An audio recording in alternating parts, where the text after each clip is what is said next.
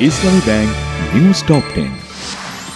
বেতন ভাতা বৃদ্ধির দাবিতে রেলওয়ের রানিং স্টাফদের কর্মবিরতি, সারা দেশে ট্রেন চলাচল বন্ধ, যাত্রীদের দুর্ভোগ, দাবি আদায়ে বাধ্য করার চেষ্টায় ক্ষোভ রেলপথ উপদেষ্টার।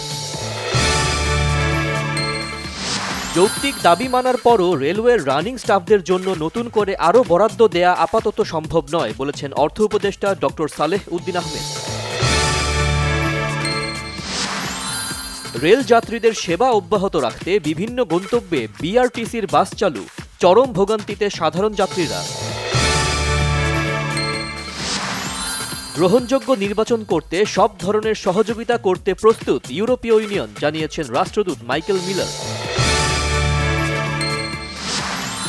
বাংলাদেশে সুষ্ঠু নির্বাচন দেখতে চায় ব্রাজিল, দেশটির রাষ্ট্রদূতের সাথে বৈঠক শেষে জানিয়েছেন বিএনপির স্থায়ী কমিটির সদস্য আমির খসরু মাহমুদ চৌধুরী।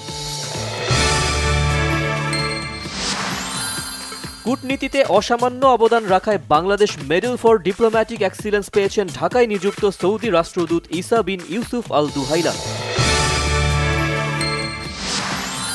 দুর্বল ব্যাংক এবং এস আলম গ্রুপের ব্যাংকের গ্রাহকদের কিছুদিন ধৈর্য ধরতে হবে বলেছেন governor doctor Ahsan H Mansur.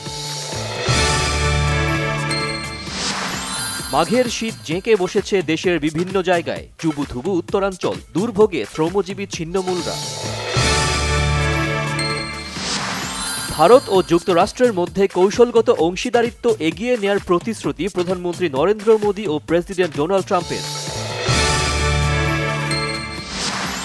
জয় দিয়ে নারী অনূর্ধ্ব 19 টি-20 বিশ্বকাপ মিশন শেষ করল বাংলাদেশ।